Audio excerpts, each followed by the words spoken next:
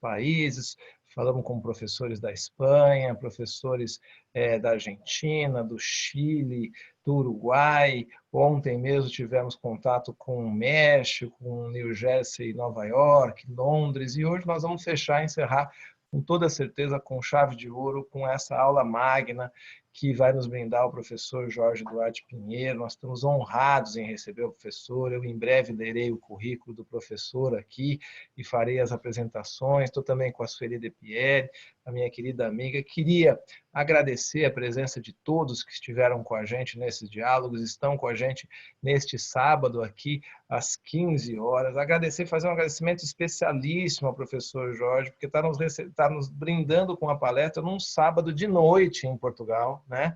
O que demonstra toda a sua gentileza e generosidade, e nós somos eternamente gratos por essa generosidade. Queria falar em nome da Ordem dos Advogados do Brasil, a Seccional de São Paulo, do nosso presidente Ricardo, nosso vice-presidente Caio, nosso presidente Caio, nosso vice-presidente Ricardo, do também professor Alexandre Rola, meu querido amigo, em nome da nossa Comissão de Direito de Família, todos os diretores da nossa comissão, nossa vice-presidente Rogéria, Daniela, Alexandra, Amanda. Queria agradecer a Ordem dos Advogados do Brasil tem essa oportunidade de receber essa grande figura que é o professor Jorge Duarte Pinheiro.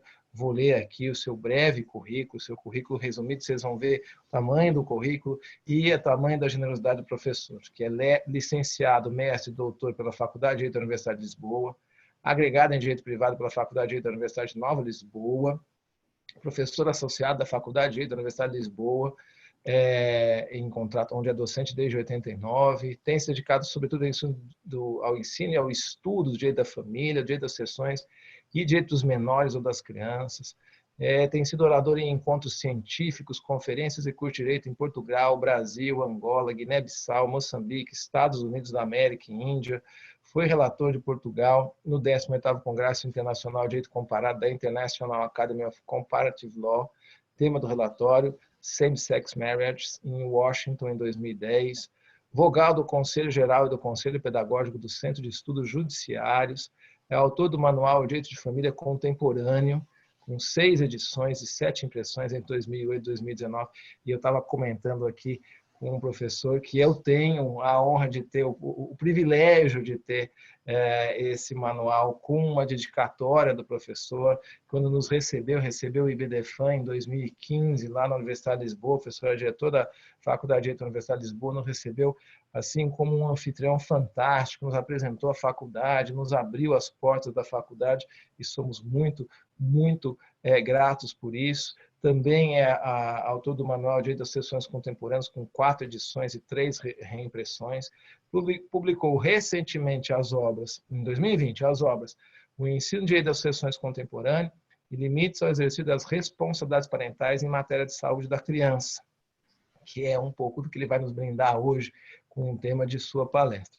Foi advogado em Lisboa, em Portugal, de 89 a 92, jurista da Procuradoria-Geral da República de Lisboa, de 96, 2004, 2005, membro de IUDES da Admissão à Magistratura, Centro de Estudos Judiciários de Portugal, 2005, 2007, 2012, e diretor da Faculdade de Direito da Universidade de Lisboa, 2014, 2015, quando tivemos a oportunidade de lá estar e ser recebidos pelo professor Jorge Duarte. Eu agradeço muitíssimo a sua presença, vou aprender mais uma vez com as suas palavras. Antes de passar a palavra, eu vou agradecer a doutora Sueli, que fez o convite prontamente aceito pelo professor Jorge. A doutora Sueli esteve lá com a gente em Lisboa esse ano, também a convite do professor Simão, do professor Fernando Araújo. Estivemos com o professor Jorge Duarte lá em Lisboa. Nos recebe, assim, magnificamente, gentilmente, e eu passo a palavra, então, à doutora Sueli para apresentar os nossos agradecimentos. Obrigado, Sueli. Muito obrigada, doutor João. Boa tarde a todos, a todas. É um prazer imenso estar participando desse evento. Quero agradecer a todos da diretoria da Comissão de Direito, Família e Sucessões da OAB São Paulo.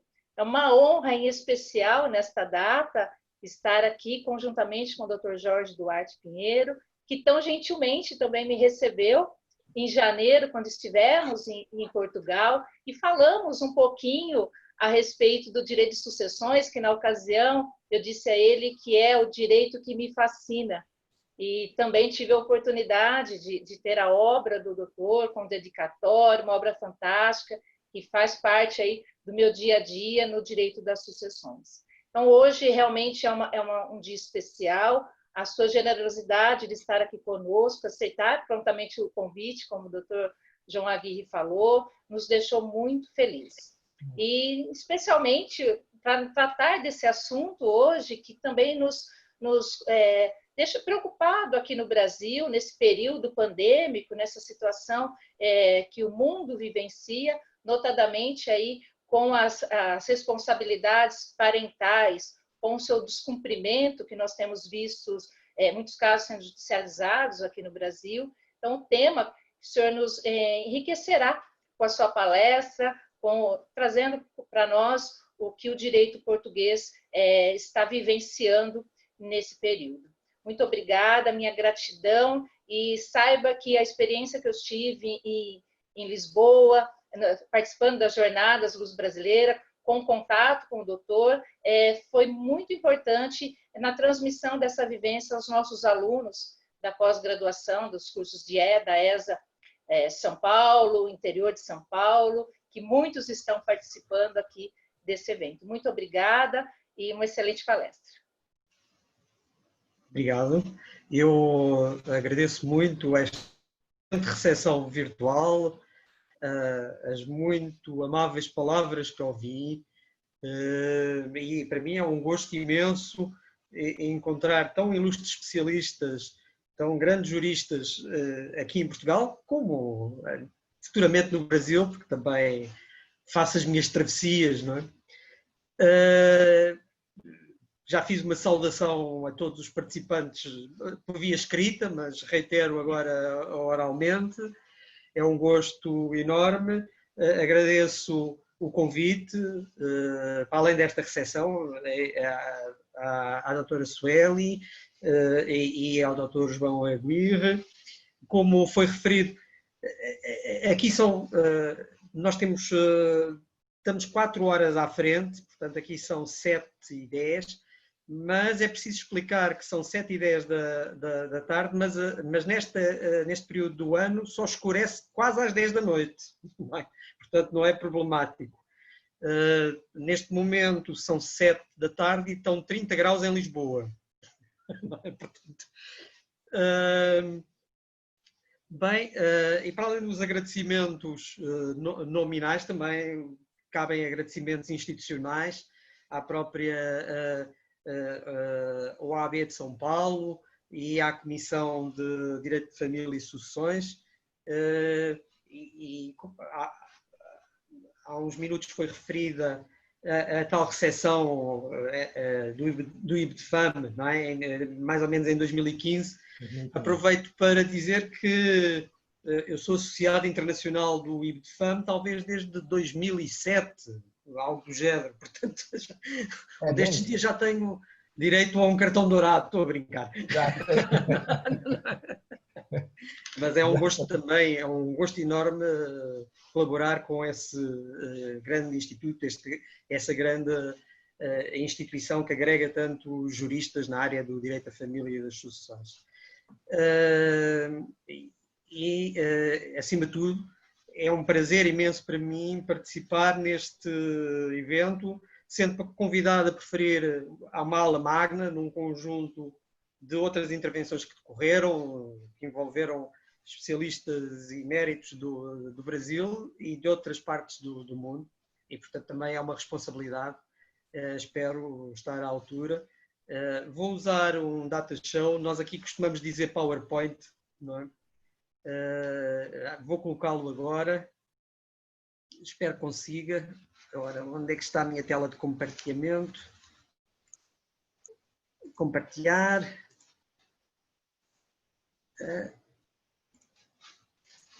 E pronto, vou iniciar. O título é exatamente aquele que foi anunciado, nisso não há nenhum desvio, do cumprimento da regulação das responsabilidades parentais num contexto de risco contrário à circulação. Aí repito o meu nome, a minha qualidade, tal como ela é referida em Portugal, professor associado de congregação da Faculdade de Direito da Universidade de Lisboa. Aproveito para referir algumas das obras que o Dr. João Aguirre referiu. O Direito da Família Contemporânea, eu entretanto mudei de editora, passei para esta nova editora que está a aparecer em Portugal, que ainda não tem a dimensão da Almedina, mas está a crescer, que é a Gesto Legal. E aí estou a publicar o Direito da Família Contemporâneo, que sairá provavelmente em setembro. Só para explicar que aqui em Portugal o ano letivo normalmente começa em setembro.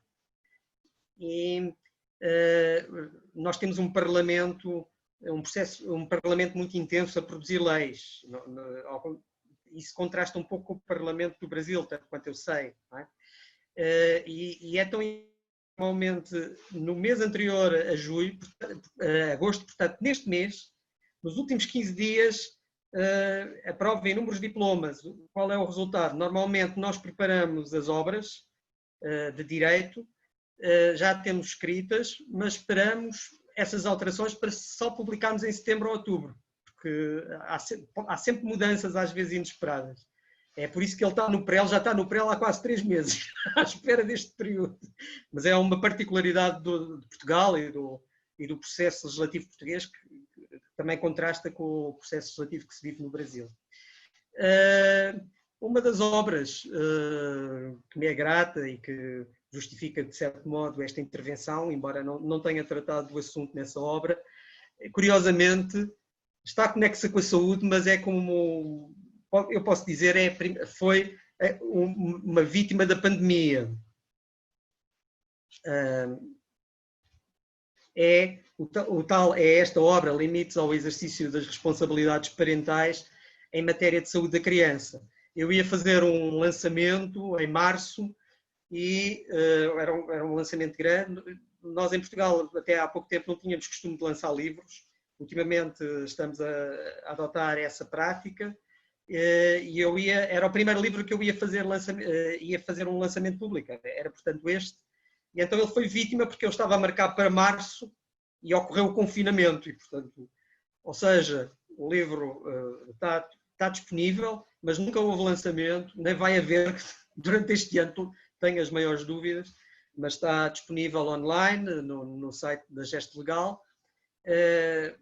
Já agora este livro segue uma perspectiva um pouco diferente, porque faz efetivamente um cruzamento entre o direito da saúde e o direito da família, mais precisamente entre a parte do direito da família dedicada às crianças, portanto entre o direito das crianças e o direito da saúde, mas a perspectiva que predomina muitas vezes é a questão de saber se a criança tem o poder de decidir em matéria de cuidados de saúde. Eu afastei-me um bocado dessa linha e tratei de outros problemas em matéria de decisão, a repartição do poder de decisão entre pais e médicos, por exemplo, na área dos transplantes de órgãos, designadamente, em que há até decisões polémicas que são tomadas, mas também noutros domínios. Da pandemia, curiosamente, não cheguei a falar, mas tenho um outro texto que já fazia alusões, mas esse ficará para outro momento. Estamos a ter novas experiências, vamos ver se sobrevivemos. Não é? Ora, o problema que nós temos, fundamentalmente, e que está associado ao título, é o problema, no fundo, é a questão da relação de progenitores, pais de crianças, mas que não vivem juntos, da relação de progenitores com as crianças, quando esses progenitores não vivem todos juntos, não vivem ambos juntos e não vivem com as crianças, e sobretudo num período de pandemia, eles estão separados, estão divorciados, e surge a questão do contacto desses progenitores que estão em locais separados,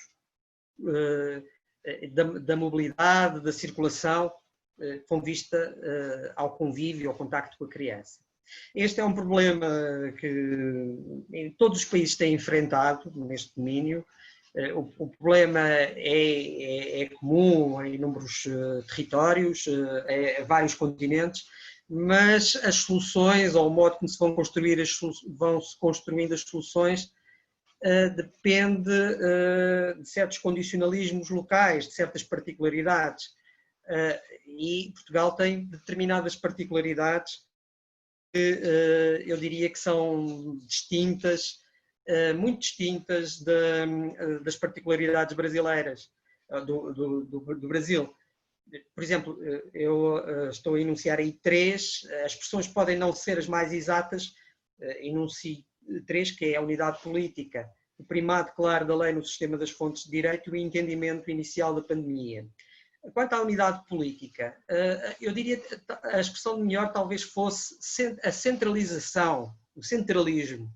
O Estado português não é um Estado federado, não é um Estado federal, não conhece Estados federados. É talvez o Estado mais centralizado do mundo que é conhecido. Tem apenas 2 regiões autónomas, que são os arquipélagos que estão no Atlântico. De resto, as instâncias de poder são muito claras, não é? O poder legislativo está numa só instância, o poder normativo pertence sobretudo ao Parlamento, pertence basicamente ao Parlamento e ao Governo, e portanto não há uma dispersão, não há interposições de entidades, e portanto há uma linha muito clara. E para além de estruturalmente o Estado estar com essa disposição, há além disso um alinhamento conjuntural, pode ter sido um acidente, mas existe. Há um alinhamento em aspectos fundamentais entre o Governo, o Presidente da República e o Parlamento. E em questões fundamentais, e uma delas foi na pandemia, todos convergiram, não houve divergência na forma de entender a pandemia, pelo menos no início. Quanto ao primado claro da lei no sistema das fontes de direito, disso vou falar um pouco mais, e a seguir vou falar da questão do entendimento inicial da pandemia. Eu friso, sublinho, é o entendimento inicial, porque Portugal foi de facto um exemplo no início, mas houve talvez um certo desvio na fase média e final. Não é tão grave quanto parece, mas antes o país surgia como exemplo. Eu acho que tinha muito a ver com o pânico. O medo dizia tudo e o alinhamento político. Por exemplo, como eu adiante direi, o Presidente da República foi o primeiro a isolar-se antes mesmo de se decretar o estado de emergência. Fechou-se no próprio Palácio Presidencial. E, portanto, deu esse exemplo. Isto é um contraste absoluto. Antes de falar do entendimento inicial da pandemia, que eu penso que pode ser uma questão interessante, é preciso também falar de um aspecto estrutural que diferencia Portugal do Brasil. No sistema português existe, como eu escrevo, um primado claro da lei. Nós temos tribunais, temos juízes, temos jurisprudência, mas a lei tem muita importância porque o processo legislativo é muito célere, as leis são muito desenvolvidas. Só a título de exemplo, na sequência da epidemia que se iniciou de março a junho, houve cerca de 300 atos normativos centrais só de adaptação, de reação ao Covid. Portanto, não é todos dimanados da mesma estrutura, não é de várias. Portanto, só para ter uma ideia de como funciona. O resultado desta facilidade de processo legislativo e da importância tradicional que tem a lei é que os juízes não têm grande margem de interpretação nem de complementação, não existe ativismo judicial. A título de exemplo, enquanto no Brasil um cidadão médio sabe o nome de vários juízes do Supremo, aqui nem um jurista médio sabe quem é o presidente do Supremo Tribunal de Justiça.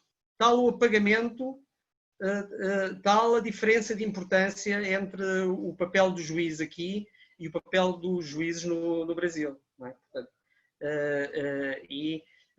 até se costuma dizer a brincar às vezes que aqui em Portugal é mais fácil fazer uma lei que uma sentença. Não é? É mais rápido.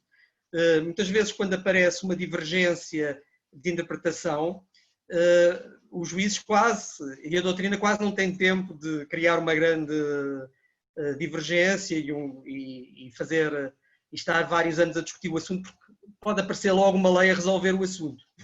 Portanto, o sistema funciona assim, distingue-se.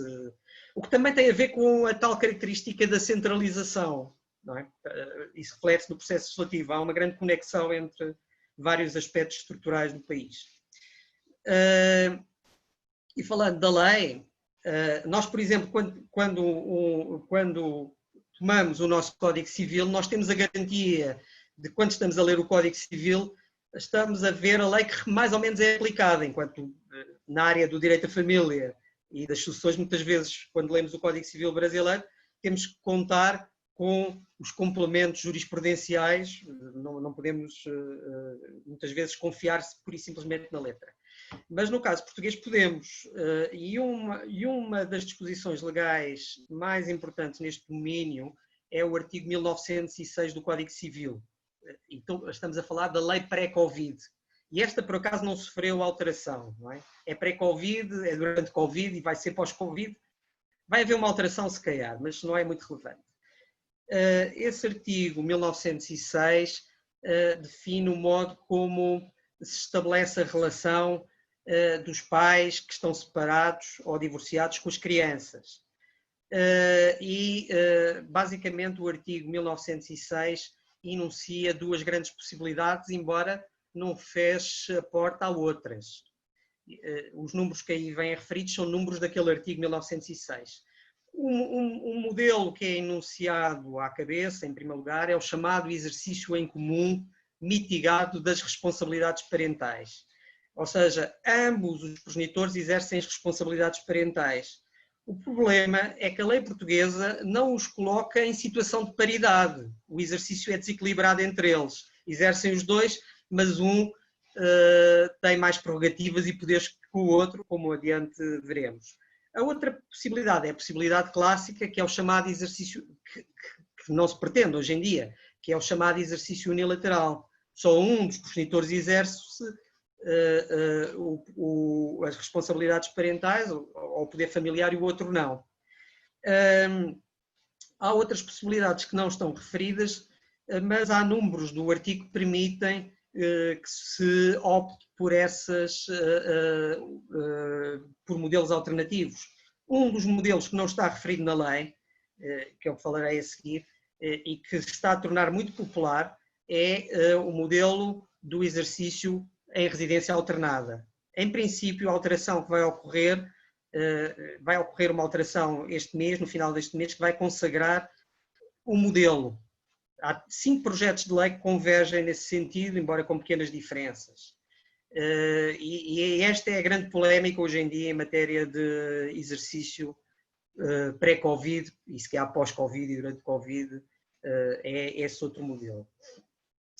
Mas, independentemente de qual seja o modelo de exercício, mesmo que só esteja um progenitor ou um pai a exercer as responsabilidades parentais, existe uma regra, que é a regra de que a criança deve conviver com os dois progenitores, seja qual for o modelo, exercício em comum, exercício unilateral, exercício em comum mitigado ou outro qualquer, salvo exceções. Portanto, essa é a regra, não é? Se houver situações muito graves em que um dos progenitores é um perigo para a criança, não é?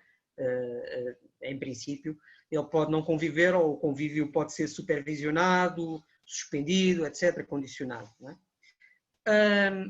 O modelo que atualmente a lei prevê, refere e verbaliza, e o problema português é o seguinte: quando a lei verbaliza, as pessoas tendem a seguir, porque não conhecem, por razão de comodidade e de segurança. Se a lei verbaliza, não vão ter problemas se optarem por ele.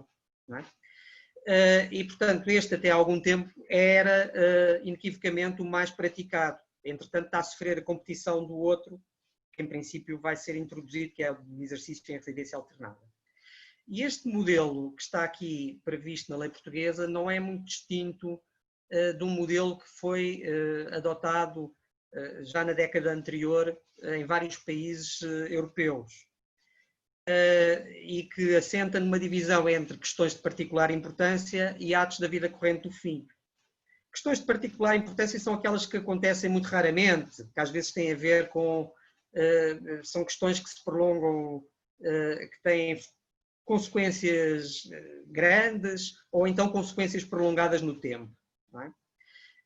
Os atos da vida corrente têm a ver com as situações cotidianas, o vestir, o comer, não é?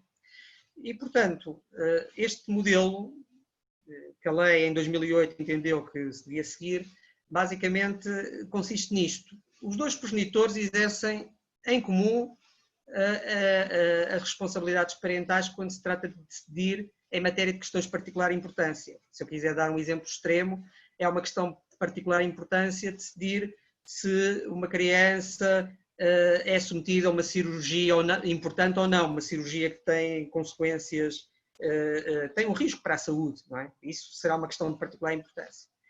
Mas, em matérias da vida corrente, a lei faz uma hierarquia entre progenitores. Diz, vai haver um com o qual, vai haver um que vai ser aquele com o qual a criança reside habitualmente, não é? E vai haver outro, a terminologia da lei é horrível, e vai haver outro progenitor que é o progenitor com quem a criança se encontra temporariamente. O que está aí no PowerPoint é a letra da lei. E, portanto, há um número que diz, que eu já lhe di, em matéria de questões de particular importância, que diz, determina as responsabilidades parentais relativas às questões de particular importância para a vida do filho são exercidas em comum por ambos os progenitores. Tudo bem, aqui há a paridade, e depois há uma segunda dimensão desse modelo em que se diz que o exercício das responsabilidades parentais relativas aos atos da vida corrente cabe ao progenitor com quem ele reside habitualmente, ou seja, tem de haver um com o qual se reside habitualmente. O outro progenitor com quem ele se encontra temporariamente também pode decidir quanto aos atos da vida corrente, mas obviamente quem reside habitualmente decide em mais atos da vida corrente, está mais tempo com a criança. O que é surpreendente nesta disposição é que, como se não bastasse esse desequilíbrio entre a posição de progenitores, a lei chega a dizer que na casa do progenitor com o qual o filho se encontra temporariamente, o que o outro disser é para cumprir. Mesmo em questões da vida corrente, diz esta parte final. O progenitor com quem se encontra temporariamente, ao exercer as suas responsabilidades parentais, não deve contrariar as orientações educativas mais relevantes, tal como elas são definidas pelo progenitor com quem o filho reside habitualmente. Isto parece abstrato, mas eu vou dar um exemplo. Dois progenitores, um reside habitualmente com a criança, o outro não. O progenitor que reside habitualmente decide, esta criança só vai ser vegetariana. Então, quando a criança for para a casa do outro progenitor, com o qual se encontra temporariamente, ele não lhe pode dar carne. Não é? É isso que quer dizer aquela disposição. Ou então diz, não, ele só pode ver 1 hora de televisão e não pode ser a TV Globo.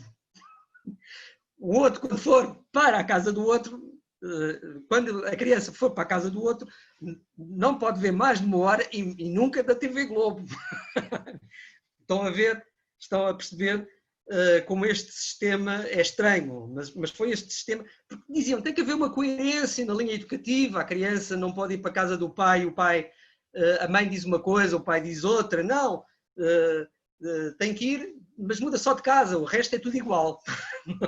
Portanto, havia esta preocupação da criança não se confundir e não estar exposta a modelos de alimentação.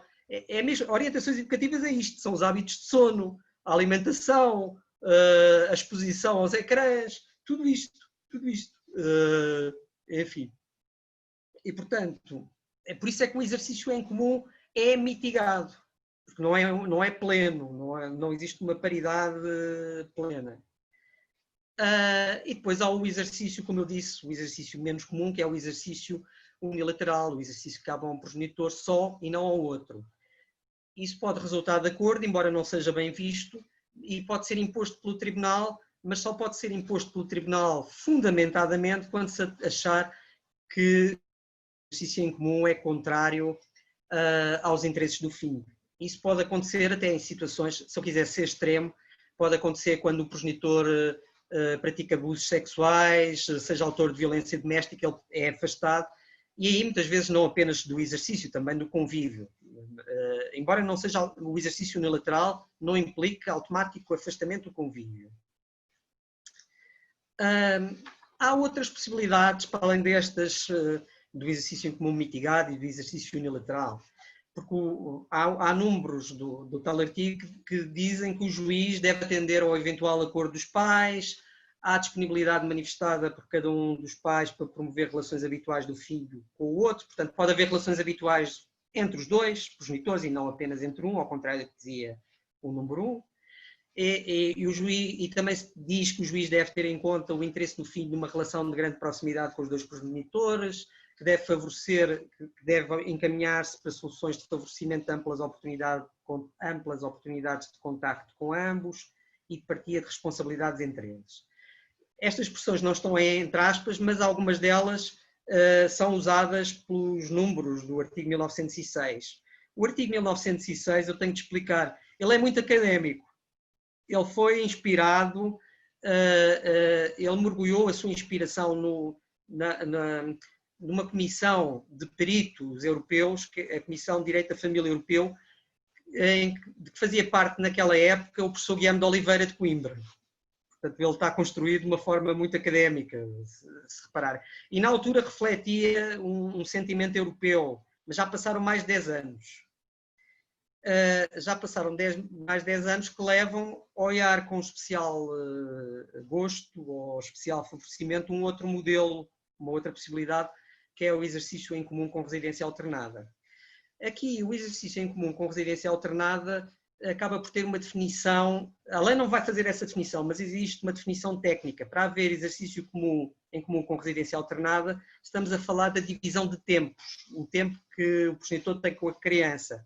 Só há residência alternada quando o progenitor tem um mínimo de 1/3 do tempo total. Não tem que alternar, durante um ano tem que se medir este tempo. Não tem que ser semana sim, semana não. Pode ser mês sim, mês não, pode ser, mas o tempo é que é essencial. No mínimo tem que ser 1/3. O ideal é 50-50%. É uma paridade de tempo. E este modelo não é referido expressamente pela lei, embora seja favorecido por aqueles números que nós vimos, os números 5 e 7, e está a assumir grande relevância prática, a tal ponto que está em vias de ser consagrado no artigo 1906 em 5 projetos de lei que estão pendentes no Parlamento. Eles só divergem em quê? Divergem porque uns são mais abertos, outros um pouco mais restritos quanto a este modelo. Uns querem destronar o outro que nós referimos, em absoluto querem afastá-lo e pôr este em primeira linha. Outros dizem que não, querem pô-los mais ou menos a par. Outros querem entregar ao caso concreto, às circunstâncias, mas sem dar grandes orientações. Mas, na verdade, na minha opinião, eu aplaudo este movimento no sentido da consagração deste exercício em comum com residência alternada. Obviamente depende das circunstâncias. Há circunstâncias que não faz sentido nenhum, não é? Obviamente. Mas, em geral, e em especial num país como Portugal, que tem uma contiguidade geográfica apreciável, não é? Parece-me que é um modelo que satisfaz vários princípios constitucionais e de direito internacional, aliás, não é? Satisfaz, por exemplo, desde logo o princípio da igualdade entre progenitores, mais do que o outro, não é? Como vimos. O próprio princípio da igualdade entre filhos, porque isto aproxima a situação dos filhos de pais separados ou divorciados da situação que é aquela que tem os filhos de pais que não estão separados, não é? No fundo, existe uma paridade no contacto e no convívio, pelo menos potencial. Até aliás, curiosamente, há estudos que mostram que o convívio para um dos progenitores aumenta quando se divorciam. Até muitas vezes era nominal e depois torna-se mais efetivo a posteriori, pelo menos no caso português. Não é? E o próprio superior interesse da criança também é apontado como sendo favorável a este exercício em comum. O superior interesse da criança é vago, mas nós temos linhas de concretização e entre nós é consensual que uma das linhas do superior interesse da criança passa por uma relação de grande proximidade com as figuras que são referências afetivas, com maior contacto com os progenitores. Isso é entendido, a própria lei entende como conforme ao superior interesse da criança. E, portanto, embora seja um conceito vago, indeterminado, usado a torto e a direito, pelo menos há referências normativas que nos permitem dizer que pelo menos um convívio com as figuras de maior proximidade, com as referências, com as pessoas que criam uma dimensão de maior vinculação, devem ocorrer com a criança. E isso a própria lei tem. Nós chegamos a fazer algumas referências ao princípio concretizadoras, não é? Nomeadamente naquele 1906. Bem, como eu tive a oportunidade de dizer, independentemente do modelo que vigora, o convívio está à parte. O convívio deve existir. Vigora uma regra de convívio entre progenitores. Mesmo quando um deles não exerce as responsabilidades parentais, ele deve conviver com a criança. A não ser que tenha havido algo tão grave que digam que ele não se deve aproximar da criança porque é um perigo para a criança. Mas pode ser apenas uma mera inabilidade para exercer as responsabilidades parentais e, nesse caso, deve poder conviver com a criança. Portanto, existem regras muito claras. Existe um artigo que aí está citado, o artigo 40, número 3 do Regime Geral do Processo Tutelar Cível, que diz muito claramente, excepcionalmente, ponderando o superior interesse da criança, o Tribunal pode decretar a suspensão do convívio pelo período de tempo que se revele estritamente necessário. É engraçado que diz suspensão temporária, mas, na verdade, muitas vezes é tão temporária que dura o tempo todo até a criança atingir a maioridade, às vezes. Não é? Depois resulta de outras leis, que eu por acaso não pus no PowerPoint, que há situações de perigo em que pura e simplesmente o convívio não ocorre. Pronto.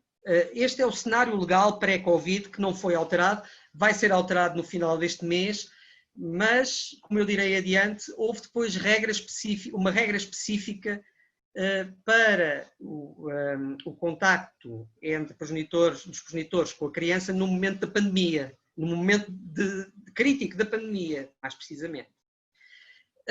E agora voltamos a uma das particularidades portuguesas, infelizmente, o entendimento inicial da pandemia.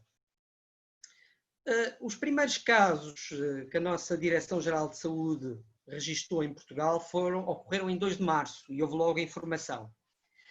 Como eu disse, em 8 de março, o Presidente da República Portuguesa auto-isolou-se no Palácio Presidencial, só falava com os jornalistas da varanda, a uma distância apreciável, lavava a sua própria roupa, recebia refeições, ia abrir a porta.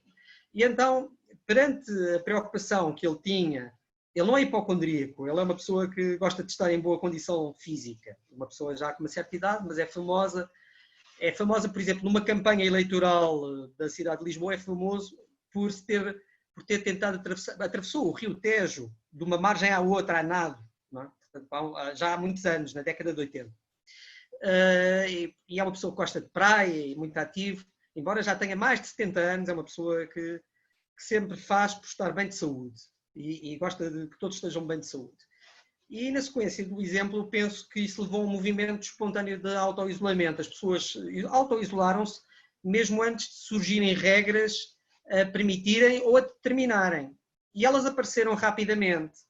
Em 17 de março foi decretado o chamado estado de emergência, que impôs grandes restrições à circulação e contacto entre pessoas. O estado de emergência é algo que suspende os direitos fundamentais.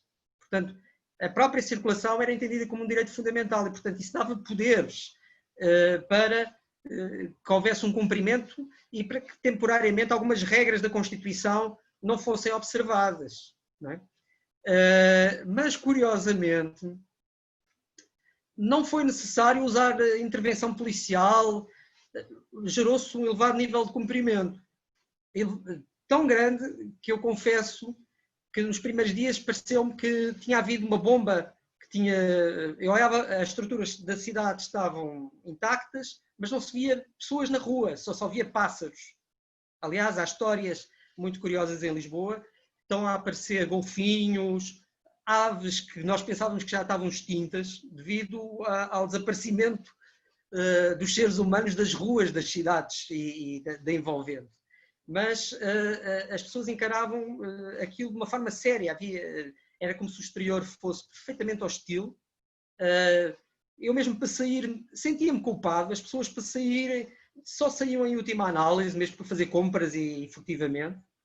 Faziam mesmo o tal esforço. havia uma coisa que para elas era importante, uma mensagem que era passada, que era a ideia de que as pessoas só podiam sair quando se tivesse superado o chamado pico da pandemia.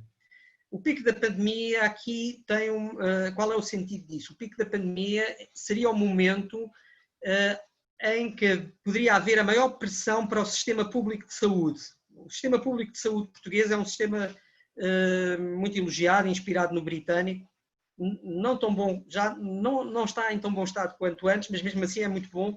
E, portanto, a preocupação foi o sistema público de saúde. O sistema público de saúde, aliás, está sempre na linha da frente nos momentos mais críticos. Não é? E é um sistema gratuito, claro, e de acesso universal, tendencialmente universal.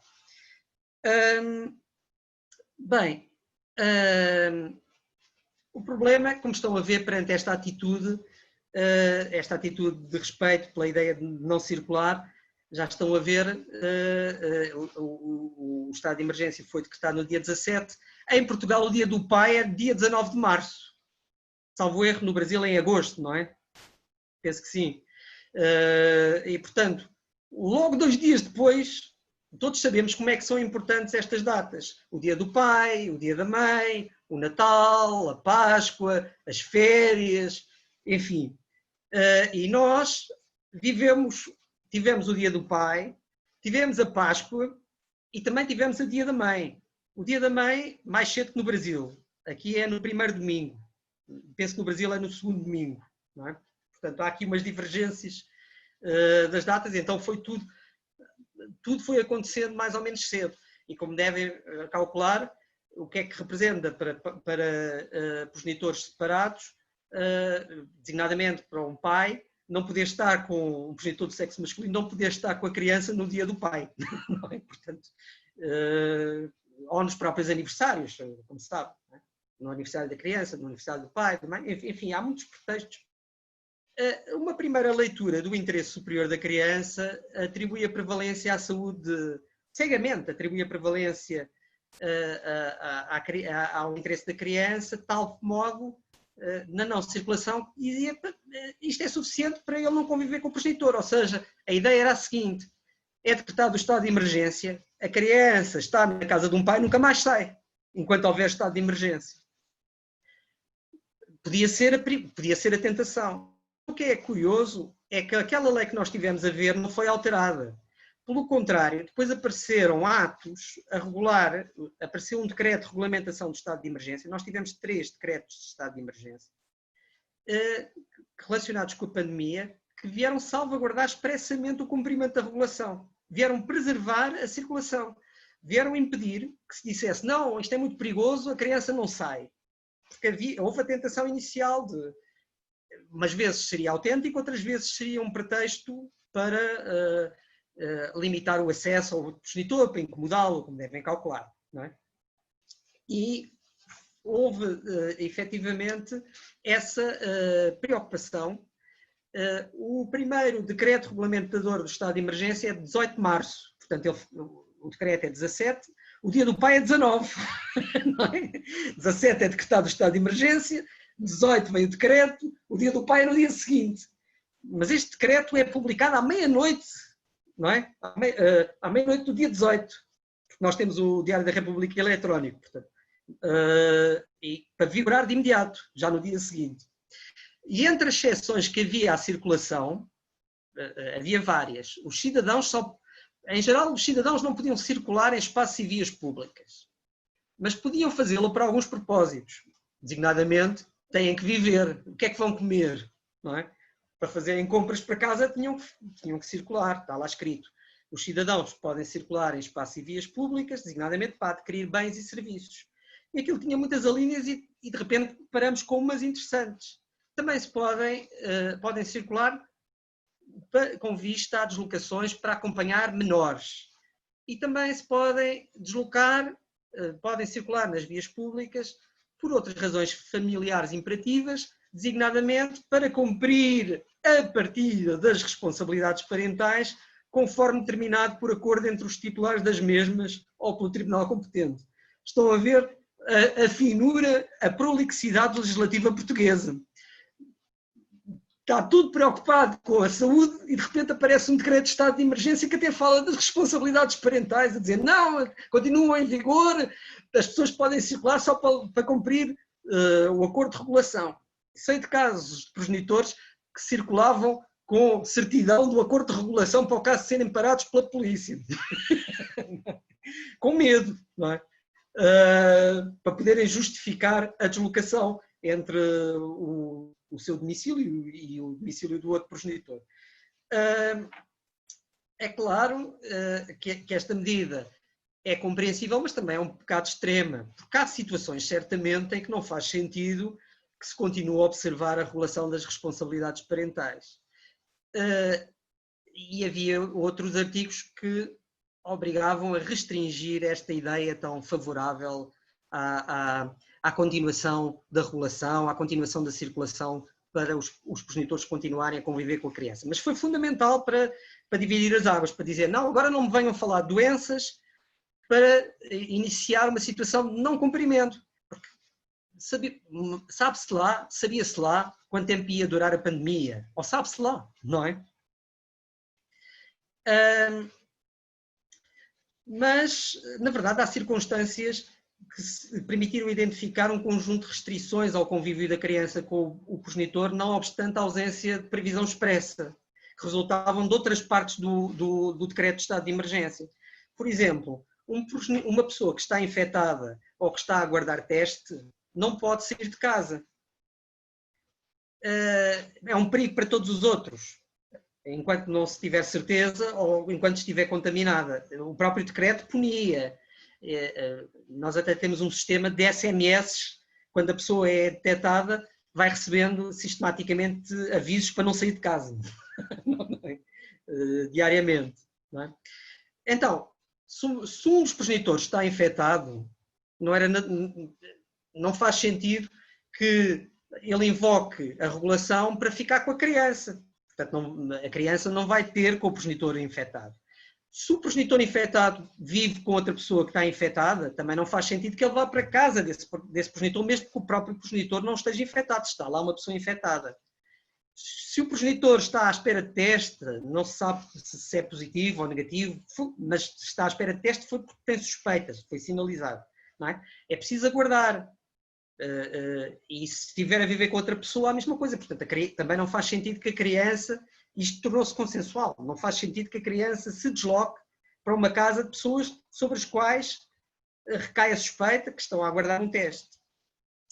E também se passou uma situação que por acaso só aconteceu numa cidade. Houve uma cidade inteira que ficou fechada por ter ocorrido um risco sanitário muito grande, que é a cidade de Ovar, uma cidade muito pequena a norte do país.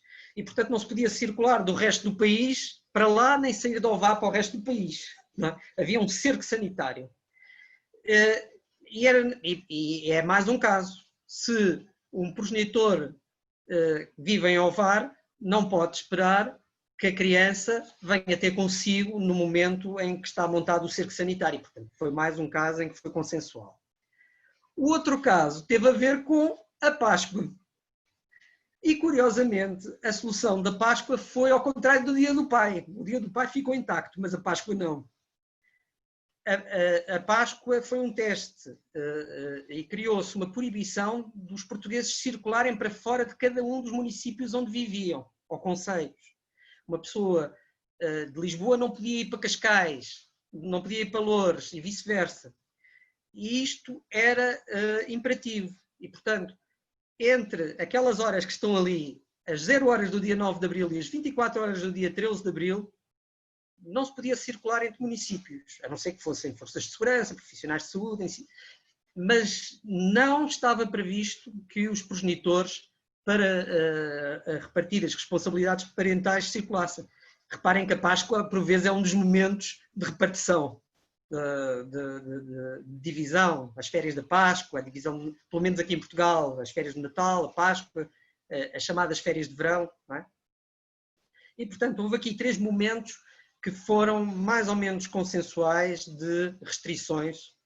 A regra continua a ser a de circulação para cumprir e de contacto, mas houve aqui 3 situações e houve uma quarta que apareceu que não foi muito consensual deixou-se um pouco à espontaneidade dos progenitores, que é as situações em que os progenitores estivessem a exercer profissões consideradas de risco, designadamente se fossem profissionais de saúde ou se tivessem atividade policial, de controlo sanitário, de controlo à circulação de pessoas que estivessem eventualmente infectadas.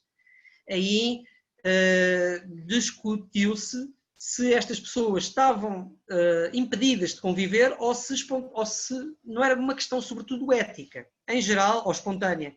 Em geral, o que se observou é que muitas destas pessoas renunciaram ao convívio com os familiares, mas não houve nenhuma orientação precisa. Houve muitos profissionais de saúde, muitos profissionais de forças policiais que deixaram de estar com a família durante semanas, deslocaram-se para outras casas, viveram em outros locais. Não é? E, portanto, neste ponto não houve nada de rigoroso, ficou um pouco a meio termo. Em conclusão, de circulação associada ao perigo de contaminação nunca valeu como justificação pura e simples do não cumprimento da regulação do exercício das responsabilidades parentais. Nunca foi um argumento por si só válido dizer não, isto é perigoso, não podes conviver com o teu pai, não podes conviver com a tua mãe. Não, era preciso ir além disso. Porque os próprios decretos de emergência, houve 3, e decretos de emergência é o mais extremo que pode haver, ao estabelecer a regra da proibição da circulação em vias públicas, admitiram expressamente que se circulasse para cumprir o que estava definido em matéria de partilha das responsabilidades parentais. Qual foi a consequência? Se havia um progenitor que não concordava, que achava que era um risco, ele é que tinha que levar a questão a tribunal. Ele não podia agir privadamente, não se podia sentir justificado a fazer isto só porque havia um medo geral da doença, geral, que não era imaginário, mas e tinha que ir demonstrar que o convívio colidia, que a continuação da relação colidia temporariamente com o superior interesse da criança. E, de facto, encontraram situações em que isso acontecia. O próprio ordenamento permitiu, por exemplo, não fazia sentido que a criança fosse para casa de um progenitor infectado, era o mais patente, como vimos há pouco. Este foi um dos grandes problemas, e tem a ver com o tema da aula magna para a qual me convidaram, mas o outro grande problema que nós temos, e eu gostava de falar disso porque tem a ver com uma particularidade portuguesa que eu acho que, pelo que eu vejo, inspira, suscita algum interesse no Brasil. O outro problema que surgiu, obviamente, num contexto, embora Portugal tenha um Estado social de direito relativamente robusto, não é dos mais fortes, não é? E, portanto, concede apoios, subsídios, quando abranda a atividade económica. Se há restrições à circulação e à atividade, mesmo assim há pessoas que deixam de receber, deixam de ter salário, deixam de ter rendimento, e essas pessoas devem alimentos, têm de pagar alimentos à criança. Esse problema surgiu muito intensamente em Portugal. Mas aí a ideia foi de que isto é temporário e, na medida do possível, tentou-se manter o regime de alimentos prévio. Só que aqui, mas em alguns casos é impossível, só que aqui nós temos uma válvula de escape, que é o Fundo de Garantia de Alimentos Devidos a Menores. Existe um fundo estatal que se substitui aos pais que não podem ou não querem cumprir e que fornece recursos aos adultos que vivem com ele para suprir as suas necessidades. E, portanto, esse problema, por enquanto, foi superado graças à existência desse fundo de garantia de alimentos devidos a menores. É este mesmo o termo oficial. Este fundo já existe desde o século passado. Conseguiu manter-se até hoje. Não é assim também uma coisa, não é um apoio muito significativo, mas dá um limite para uma pessoa viver um pouco acima do nível de pobreza. Não é? É isto que se me oferece dizer. Aproveito para pôr aqui uma capa de uma obra, de uma das edições antigas, Direito da Família Contemporânea. Eu acho esta capa engraçada porque é uma fotografia que parece muito interessante, muito fora do comum, mas nada mais é do que uma fotografia corriqueira invertida. em que depois, se virarem ao contrário, podia ser uma paisagem de qualquer local que conhecem. Mas agradeço-vos pela atenção, foi uma honra estar aqui presente, espero que tenha sido do vosso agrado e tenha sido útil. Obrigado.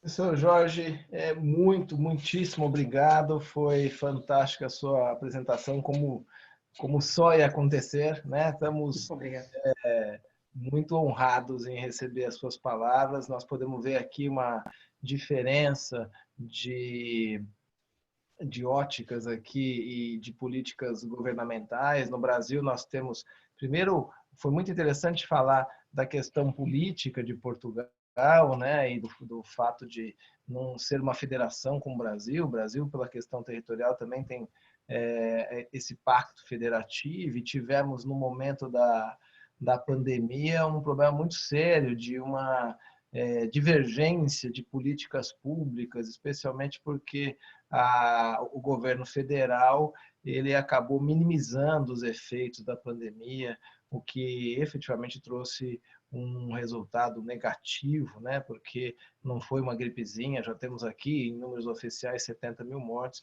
e os governos estaduais acabaram tomando a frente das políticas públicas de tentativa de contenção da contaminação. E isso trouxe um problema muito sério para o Brasil. A gente vê que uma inveja de Portugal, né? Que Portugal tomou medidas, o próprio presidente foi o primeiro a se autoexilar, achei fantástico esse exemplo, né? Foi o primeiro a se autoexilar e se preocupar com o bem-estar da população e o bem-estar individual. Aqui tivemos um exemplo, infelizmente, absolutamente contrário, né? Foi a primeira pessoa a ir contra o vírus e a participar de aglomerações públicas foi o presidente da República, o que causou um certo espanto, para dizer o mínimo. E aí, pelo que pudemos perceber, houve também uma preocupação bastante grande em delimitar nos decretos, no estado de emergência, delimitar a questão das responsabilidades parentais. Nós temos aqui um projeto-lei que visa trazer algumas soluções para essa questão, o projeto-lei 1167. Eu tive a honra de poder participar da formulação desse projeto, mas está parado lá no Congresso. E tivemos uma lei agora, a Lei 14.010, que trouxe alguns regulamentos. Ela instituiu o RIJET, o Regime Jurídico Especial e Transitório, para o direito privado, e trouxe algumas disposições para o direito privado. Preocupam também as questões contratuais, etc. No que tange ao direito de família, ela foi mais tímida, limitou-se à questão da prisão domiciliar do devedor de alimentos, porque aqui temos... Não temos disso. Aí não tem, né? Aqui temos a prisão domiciliar, mas não tivemos essa análise da questão das responsabilidades parentais. E aqui temos uma discussão bastante grande se efetivamente se suspende a convivência, se não se suspende. Em alguns casos, obviamente, pelo interesse superior da criança, que esse conceito determinado, é importante, os profissionais da saúde, outros que os pais estão em locais muito distantes, teria que pegar um avião e etc. Mas em outras situações, a gente vê até alguma prática de atos de alienação, um pai não querendo... Não, pode ser um pretexto, sim. A pretexto da convivência, não querer... Tem alienação parental aí também, a possibilidade de indenização, de alguma sanção pela alienação parental, professor? Nós aqui temos é um tema fraturante, como nós costumamos dizer. Temos uma escola que nega a existência da alienação parental, importante, e temos uma outra que se bate, que invoca a existência. Há aqui... não existe nenhuma lei de alienação parental, primeiro. Não é? O termo nunca aparece na lei. Perfeito. Mas a própria lei, pelo seu espírito, não estimula que isso aconteça. Não é? Mas tem havido muita resistência no sentido de consagrar uma sanção específica, embora aí o tribunal tenha uma margem, mas quando tem margem às vezes não a usa, como é próprio do sistema. Aqui temos o contrário, de novo. Temos uma lei mas existe um movimento para que ela seja revogada e estamos nessa discussão. Também temos as duas linhas. Eu particularmente entendo porque alguns sustentam que a lei ela protege pais que são desidiosos, que acabam se acobertando na lei. Eu não consigo conceber essa ideia de que uma norma venha a tutelar a prática de ilícitos. Então, eu não sou muito favorável à revogação da norma. Entendo que o que deve ser aplicada da maneira correta pelos tribunais, mas tem um movimento bastante grande pela sua revogação. Agradeço, professor, muitíssimo. Eu tenho uma pergunta aqui da doutora Simone Zal, que é de Angola. Ela fez uma pergunta que quando o professor falou da manutenção das mesmas disposições da educação do pai que convive com o filho para o outro pai, ela pergunta que se esse outro pai não pode se negar a seguir as recomendações, mesmo que ele entenda que elas possam influenciar negativamente a educação do filho. Se pode haver essa divergência. A questão é que depois, em foro judicial, tem que mostrar que realmente são prejudiciais. Não é? Exato. Recai o ônus sobre ele. Não é? Portanto, ele está sempre numa posição, está sempre em contrapé. Não é? Então, tem que ser ele a argumentar, a demonstrar. Não é? Tem que ser judicial, né? Não dá para simplesmente se insurgir contra pelo seu livre-arbítrio, né? Tem que ser algo... Não, só mesmo naquelas situações mesmo de legítima defesa, nas situações mais graves, aquelas em que a justiça privada é autorizada, de outra forma tem que recorrer ao judicial. Tem que invocar o problema para ver se consegue uma modificação. Concordo, professor. Eu lhe agradeço muitíssimo. Eu vou passar a palavra para a professora Sueli, que quer lhe fazer um agradecimento, e depois nós vamos encerrar aqui com chave de ouro. Encerramos com chave de ouro esses nossos diálogos com a sua palestra. Professor, muito obrigado. Eu agradeço muito. Agradeço mais uma vez. Obrigado. Professora Sueli.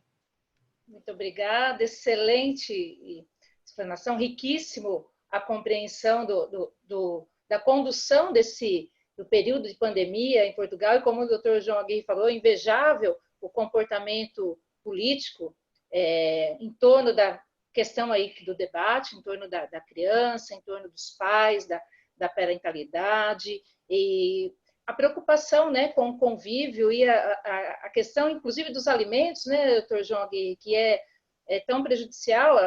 A pandemia alcançou aí mundialmente uma recessão, e a preocupação do país em dar, mesmo que de forma mínima, um respaldo, e aí nisso penso que ele ameniza um pouquinho os ânimos, né, em relação à situação que nós estamos vivendo, em relação à compreensão de que o pai não está conseguindo cumprir a sua obrigação alimentar por conta da situação. Então, isso aí é realmente fantástico, né?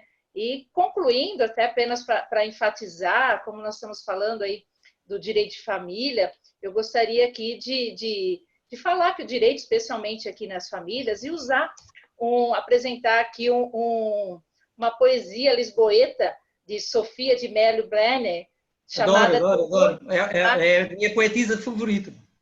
Pois é. Chamada Terror de Te Amar. Em alguns pontos, diz o seguinte: terror de te amar num sítio tão frágil como o mundo, mal de te amar neste lugar de imperfeição, onde tudo nos quebra e emudece, onde tudo nos mente e nos separa. E ainda assim, não é, doutor João Aguirre, nos desafiamos a continuar amando, nos separando, nos arranjando em busca da felicidade, em busca da harmonia, sem distinção alguma entre nós, brasileiros, e os irmãos lusitanos. Então, deixar aqui um final para que nós, profissionais do direito, sempre falo isso em todas as minhas aulas, em pós-graduação, nós temos que ter a sensibilidade e contribuir, né, para que esses percalços do caminho, nessa questão de convivência, que ela perdure mesmo em tempos difíceis, como nós estamos passando, e buscar, nós profissionais do direito, com base na lei, mas sempre procurar a mediação, né, a conciliação, a harmonização entre a família, nos colocar no lugar deles, né, para, de forma, né, sistêmica, entender o lado de cada um para aproximar. Então, quero agradecer imensamente aí a rica explanação, essa visão que nós tivemos aí, né, passar para todos o direito português, enfrentando a situação, com certeza nos trouxe aí, não é, doutor João Magui, respaldo aqui também para trabalharmos, para contribuirmos aí, eventualmente, em normativas no direito brasileiro. Muito obrigada de coração, gratidão, né, por tudo, professor doutor Jorge Duarte, muito obrigada mesmo, foi excelente. Muito obrigada. Eu quero dizer que, de facto, encerraram com palavras que correspondem a uma chave de ouro, e em especial também essas palavras poéticas, mas queria aproveitar para desejar boa sorte e muita saúde, o melhor possível para os que vivem aí no Brasil, e um país pelo qual eu tenho muito amor e tenho também muita ligação familiar. Muito obrigado, professor. As portas da nossa casa, da Ordem dos Advogados do Brasil aqui em São Paulo, estão sempre abertas.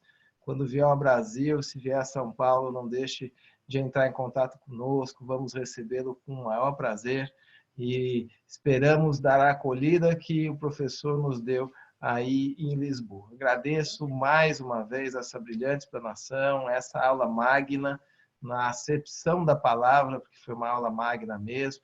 Queria encerrar, então, os nossos diálogos internacionais de direito de família, agradecendo a todos que aqui compareceram, agradecendo, estão todos elogiando por demais o professor Jorge, a Priscila, que é nossa amiga aqui de Curitiba, está dizendo que Curitiba também está aberta para receber o professor Jorge, Campinas, todos aqui estão encantados com as suas palavras e com a sua explanação. Então, eu encerrando aqui os nossos diálogos, agradeço a todos que participaram desses 5 encontros que nós tivemos, agradeço a Associação Internacional de Juristas de Direito de Família, que nos franqueou os seus palestrantes, agradeço a Universidade de Lisboa, a Faculdade de Direito, que nos franqueou o professor Jorge Duarte, um agradecimento institucional, agradeço aos palestrantes, aos brilhantes palestrantes, a esse grande professor, agradeço ao nosso presidente Caio, ao nosso presidente Ricardo, ao Alexandre Rolo, Sueli, a nossa diretoria da Comissão de Família, Rogéria, Daniela, Amanda, Alexandra, e a Secretaria das Comissões da OAB, que esteve aqui com a gente, tornando possível esse evento fantástico. Eu estou muito orgulhoso e muito feliz por contar com todos vocês e com essa brilhante participação do professor Jorge. Um grande abraço a todos, uma ótima noite, professor Jorge, e uma ótima tarde de sábado para todos. Muito obrigado. Obrigada. Obrigado.